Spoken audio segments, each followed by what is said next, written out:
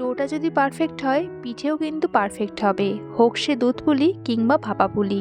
আর আজকে আমি যে পদ্ধতিতে ডোটা করে দেখাবো তাতে আপনি যাই পিঠে করুন না কেন দুদিন পর্যন্ত ঠিক এইরকম নরম তুলতুলে থাকবে, এটার গ্যারান্টি আমি নিলাম। সঙ্গে থাকবে অবশ্যই কিছু টিপস অ্যান্ড ট্রিক্স এবং গুড় ছাড়া নারকেলের পুরের রেসিপি। চলুন দেখে নেওয়া যাক নরম তুলতুলে দুধ পুলি এবং ভাপা পুলির রেসিপিটা। আজকের রেসিপির জন্য সবার প্রথমে নারকেলের পুরটা তৈরি করে নেব। তার জন্য আমি গুড়ের বদলে এখানে চিনিটা নিয়েছি। এখানে দুটো নারকেলের জন্য হাফ কাপ চিনি নিয়েছি, আর চিনিটা এরকম একটু ক্যারামেল করে নেব। এই ক্যারামেলটা তৈরি করা হচ্ছে শুধুমাত্র কিন্তু কালারের জন্য। এই ক্যারামেল করে যদি নারকেলের পুরটা তৈরি করা হয় কাউকে বলে না দিলে জানতেই পারবে না এটা গুড় ছাড়া নারকেলের পুর। ক্যারামেলটা তৈরি হয়ে গেলে এখানে জল ঢেলে ক্যারামেলটা লিকুইড ফর্মে এনে এখানে নারকেল কোড়াটা দিয়ে দিতে হবে। আর এখানে বলে রাখি আমি যেহেতু এখানে দুধ পুলির জন্য নারকেলের পুরটা রেডি করছি তাই চিনির পরিমাণটা কিন্তু একটু কম দিলাম। আপনারা যদি ভাপা পুলি করেন তাহলে চিনির পরিমাণটা একটু বেশি দেবেন। তবে এই মিষ্টি দিয়েই কিন্তু ভাপা পুলি যদি পিঠে করেন তাহলে হালকা মিষ্টি হবে। তো এবার সব কিছু ভালো করে একটু মিশিয়ে নিয়ে নাড়তে যাতে থাকবো যতক্ষণ না নারকেলটা একটু ঝুড়ো ঝুড়ো মতন হয়ে যাচ্ছে, মানে পুরটা ঠিকঠাক রেডি হয়ে যাচ্ছে। ক্যারামেল করে নারকেলের পুরটা রেডি করতে কিন্তু বেশিক্ষণ সময় লাগবে না, 4 থেকে 5 মিনিটের মধ্যেই কিন্তু নারকেলের পুরটা রেডি হয়ে যাবে। আর যখন এরকম ড্রাই ফর্মে চলে আসবে তখন এখানে দুটো এলাচ একটু ফাটিয়ে দিয়ে দিতে হবে। এলাচের গন্ধটা যদি ভালো না লাগে এটা কিন্তু বাদ দিতে পারেন। এলাচটা দেওয়ার পর আরও একবার ভালো করে একটু মিশিয়ে নিলাম এবং আরও 1 মিনিট মতন একটু রান্না করে নিলাম। ব্যাস পুর কিন্তু এখানে একদম রেডি। আর দেখে কি বুঝতে পারছেন এটা গুড়ের নয় চিনি দিয়ে তৈরি নারকেলের পুর, দেখুন কি সুন্দর হয়েছে। যাই হোক এবার অপর দিকে এবার ডোটা বানিয়ে নেব। ডো তৈরির আগে সবার আগে বলি যে এই পরিমাপটা কিন্তু খুব দরকার, যে কাপ বা বাটি মেপে নেবেন সেই কাপ মেপেই কিন্তু সব কিছু নেবেন। সবার প্রথমে 1 কাপ জল দিয়ে দিলাম, তারপর ওই কাপ মেপেই 1 কাপ দুধ দিয়ে দিলাম। এই দুধ দিয়ে চালের ডো মাখলে ডোটাও নরম হবে, পিঠেও নরম হবে। এরই সাথে সামান্য একটু নুন দিয়ে দিলাম। এবার দুধটা ফুটে ওঠা পর্যন্ত অপেক্ষা করব। আর ফুটে গেলে 1 মিনিট মতন একটু জাল দিয়ে নিতে হবে। এখানে দুধটা ফুটে গিয়েছে আর 1 মিনিট মতন আমি জাল দিয়েও নিয়েছি। এবার গ্যাসের ফ্লেমটা একদম লোতে রেখে এখানে চালের গুঁড়োটা দিতে হবে। আমি এখানে বাজার চলতি যে চালের গুঁড়ো পাওয়া যায় সেই গুঁড়োই কিন্তু ব্যবহার করছি। যে কাপ মেপে দুধ বা জল নিয়েছি সেই কাপের প্রথমে 1 কাপ চালের গুঁড়ো দিয়ে দিলাম, ভালো করে এটা মিশিয়ে নিলাম। তারপরে আরও 1 কাপ চালের গুঁড়ো দিয়ে দিলাম, অর্থাৎ 1 কাপ দুধ 1 কাপ জল আর 2 কাপ চালের গুঁড়ো। সব কিছু একটু ভালো করে এরকম নেড়েচেড়ে মিক্স করে নিয়ে লো ফ্লেমেই ঢাকা দিয়ে দিলাম 5 মিনিটের জন্য। এই 5 মিনিট রেস্টে থাকার ফলে চালের গুঁড়োটা অনেকটাই সফট হয়ে যাবে। তো 5 মিনিট বাদে আমি ঢাকাটা খুলে নিলাম এবং গ্যাসটা এখানে অফ করে দিলাম এবং অফ করার পর আরও একবার ভালো করে এরকম নেড়েচেড়ে নিলাম। চালের গুঁড়োটা কিন্তু এখানে রেডি হয়ে গেছে। এবার আমি এটা একটা বড় থালা বা প্লেটের মধ্যে ঢেলে নেব যাতে এটা একটু ঠান্ডা হয়ে যায়। তবে আগে থাকতেই বলে রাখছি এটা কিন্তু খুব একটা বেশি ঠান্ডা করা চলবে না, গরম থাকতে থাকতেই কিন্তু এটা ডো বানিয়ে নিতে হবে। এবার এই চালের গুঁড়োর সাথে আমি এখানে দিয়ে দিলাম 2 চামচ ময়দা। ময়দা না থাকলে আটাও কিন্তু দিতে পারেন, তবে অবশ্যই দিতে হবে। এই আটা বা ময়দা একদিকে যেমন বাইন্ডিংয়ের কাজ করবে, অপর দিকে ডোটা নরম হতে কিন্তু অনেকটাই সাহায্য করবে।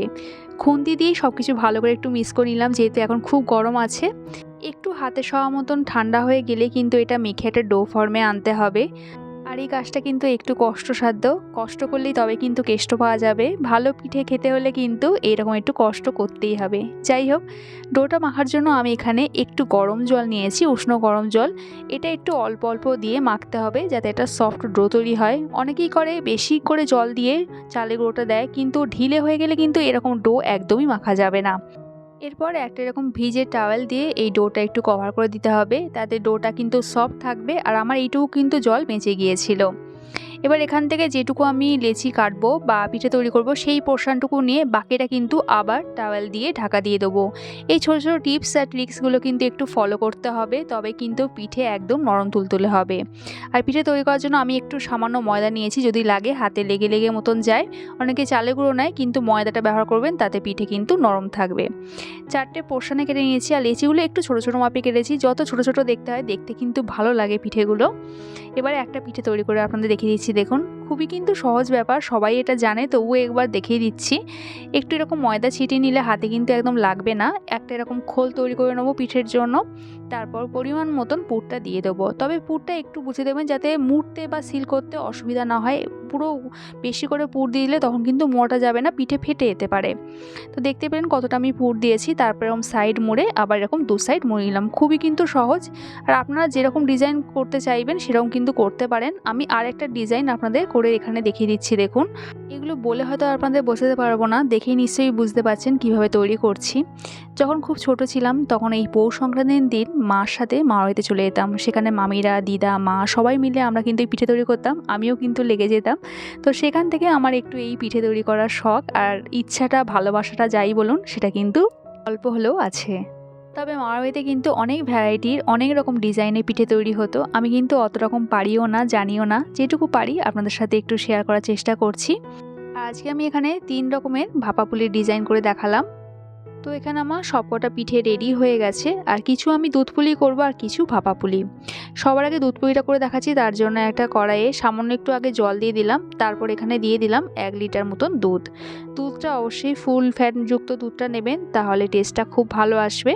যদি গুড় দিয়ে পুলি করেন তাহলে কিন্তু এই সময় গুড়টা দিয়ে দেবেন, নাহলে দুধ গরম অবস্থায় গুড় দিলে দুধটা কেটে যেতে পারে।